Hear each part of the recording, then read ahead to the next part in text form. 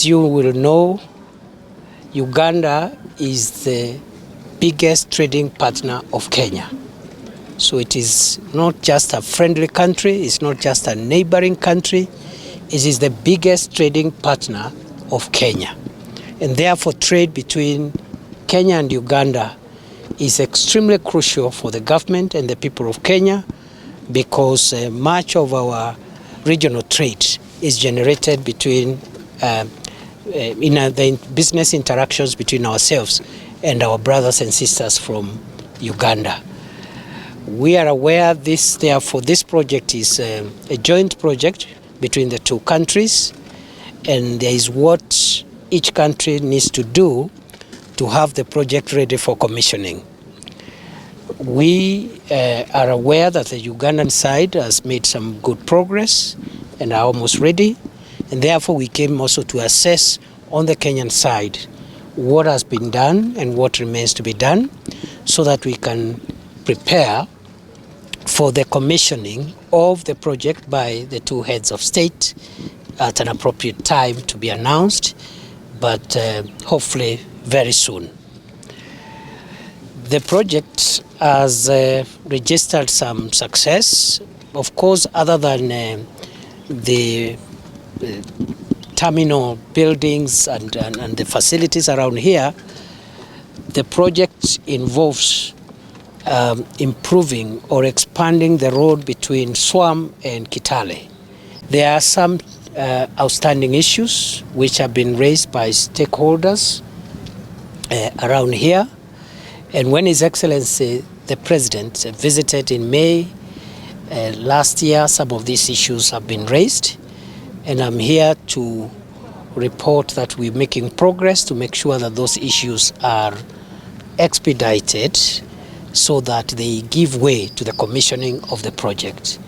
The first is the issue of houses for the personnel and officers who will be serving the people from this border post, one-stop border post, and to facilitate the construction of those houses, there's a presidential directive for 50 acres of land from the Kenya Forest Service to be availed.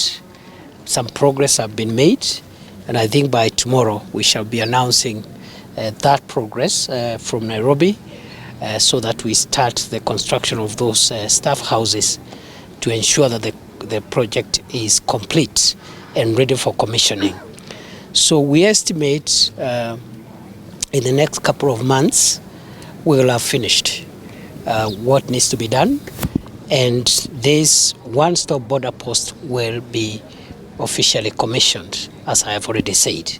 This is one of the quite busy points of entry, which now we are upgrading from just a point of entry or point of exit to a one-stop border post, like Namanga, like Moyale and others, where officers who are facilitating the movement of the traffic of vehicles and people between the two countries, they sit in the same place, so that you don't have a process on one side and then a completely different process on the other side. If somebody is leaving Kenya, they will go straight to the Ugandan side. The Kenyan official who will be stamping their exits will be there, and the Ugandan official who is stamping their arrival will be there, the same desk. The same side, those arriving from Uganda into Kenya, they will find the officers from Uganda and the officers from Kenya seated together. Immigration officers, Port Health, Bureau of Standards, Customs and KRA, and all the other agencies that are represented here. So that is what brought us here. This is a very important facility. Once complete, it will upscale our trading relations between our two countries. It will improve the economy of this area.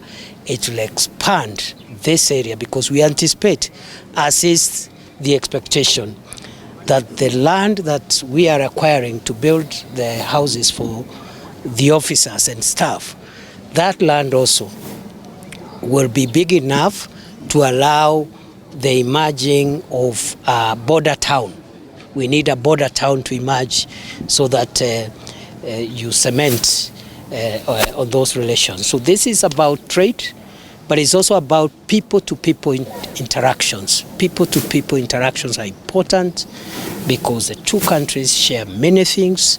There are so many commonalities across the border, linguistic commonalities, cultural commonalities, and just personal and family relationships, which are very important.